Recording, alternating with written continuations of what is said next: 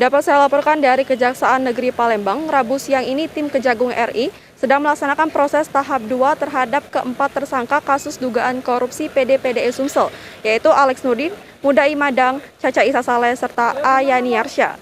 Untuk saat ini proses tahap 2 sedang berlangsung. Metu dari jero mobil tahanan Kejaksaan, 4 tersangka korupsi PD-PDI Sumsel, yaitu Alex Nurdin, mantan Gubernur Sumatera Selatan, Mudai Madang, Caca Isa Saleh, Yani Arsya, langsung dimasuk ke jero gedung PTSP Kejari Palembang untuk dilakukan proses tahap 2.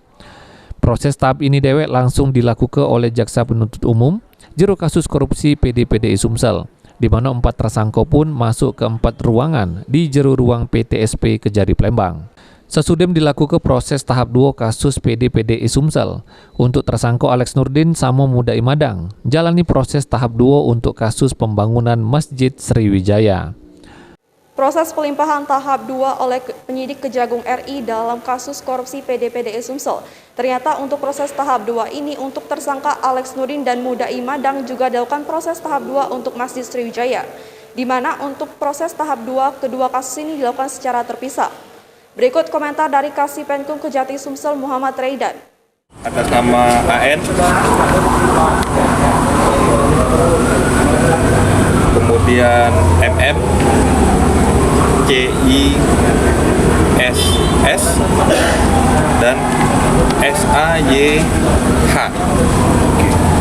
4 orang tersangka ini merupakan tersangka dalam perkara tindak pidana korupsi PPDPE. Jadi berkas perkara ini dari penyidik Kejaksaan Agung sudah dinyatakan lengkap, hari ini diserah terimakan kepada jaksa selanjutnya untuk menunggu proses pelimpahan ke pengadilan. Proses penahanan di rutan berapa lama? Dibarengkan. Jadi setelah PDPE baru Masjid Sriwijaya. Berarti dibarengkan ya Pak setelah ini? Sidangnya nanti atau iya proses berkasnya Pak?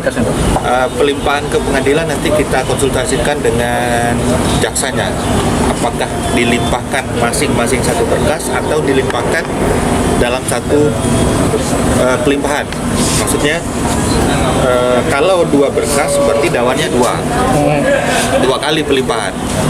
Nah, apakah ini 2 kali pelimpahan atau dalam 1 kali pelimpahan? Itu belum tahu atau berkasnya digabung atau gimana belum? Nanti kita koneksikan dengan jaksanya. Jadi ini baru proses jaksa menerima tersangka dan barang bukti.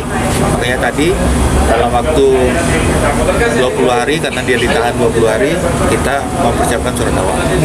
Berarti untuk Setelah dilakukan proses tahap 2 di Kejari Palembang selama kurang lebih 3 jam, keempat tersangka langsung dilimpahkan ke Rutan Pak Jo Palembang untuk menjalani masa tahanan selama 20 hari ke depan.